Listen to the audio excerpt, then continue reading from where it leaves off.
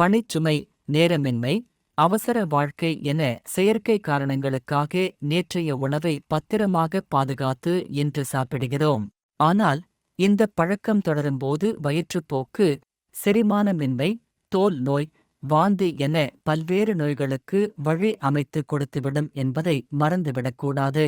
சிறுதுளி பெருவெள்ளமாய், நஞ்சானது நமக்கே தெரியாமல் சிறிது சிறிதாக நாளடைவில் பெரிய நோய் அறிகுறிகளை உருவாக்கும். நேற்றைய உணவை இன்று சூடேற்றித்தானே சாப்பிடுகிறோம். அதில் கிருமிகள் இருந்தாலும் அழிந்து விடுகின்றன.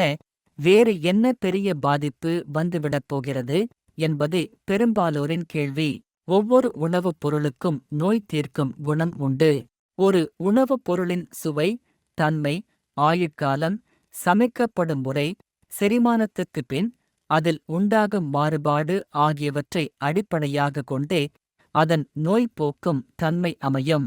அதிகமாக சூடேற்றி அல்லது குளிர்மைப்படுத்தி ஒரு உணவுப் பொருளை அதன் இயற்கை தன்மையிலிருந்து மாற்றும்போது அதன் நோய் தீர்க்கும் பண்பும் மாறுபட்டு நோய் உண்டாக்கும் காரணியாகிவிடும்.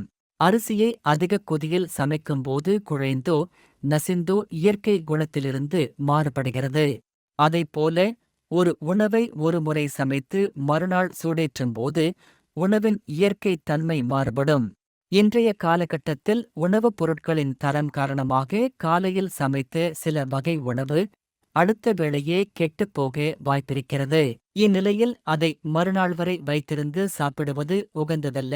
குளிர்பதன வசதி கொண்ட மிகப்பெரிய வணிக வளாகங்களில் விற்கப்படும் பதப்படுத்தப்பட்ட உணவை முடிந்தவரை தவிர்த்துவிட்டு தினமும் கிடைக்கும் கீரை, காய்களால் தயாரிக்கப்பட்ட உணவை அதிகமாக உட்கொள்ளலாம். சைவ உணவை விட அசைவ உணவை பதனப்படுத்தி சாப்பிடும்போது அதனால் ஏற்படும் பாதிப்புகள் மிக அதிகம்.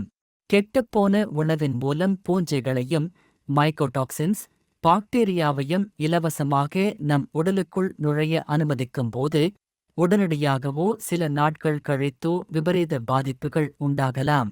சாப்பிடத் தகுந்த ஒரே பழைய உணவு எதுவென்றால் இரவில் சாதத்தோடு நீர் சேர்த்து மறுநாள் காலையில் நலம் பயக்கும் பாக்டீரியாவுடன் உண்ணத் தயாராக இருக்கும் நீராகாரம் மட்டுமே. தேவைக்குப் போக மீந்த உணவை குளிர் பதனப் பெட்டியில் அடைத்து வைக்காமல் பசியால் வாடுபவர்களுக்கு அன்றே தானம் செய்யலாம். நாம் சாப்பிடும் உணவின் ஆயுட்காலத்தை தர நிர்ணயம் செய்தால் உணவு நமது ஆயுட்காலத்தை நிர்ணயம் செய்யும். வயிற்றின் மென்தசைகளுக்கும் அதன் செரிமானச் சுரப்புகளுக்கும் கெட்டுப்போன கழிவு உணவுக்குப் பதிலாக புதிதாக சமைத்த உணவை பரிசளித்தால் உடல் நலமும் புத்துணர்ச்சியும் புத்துயிரும் பெறும்.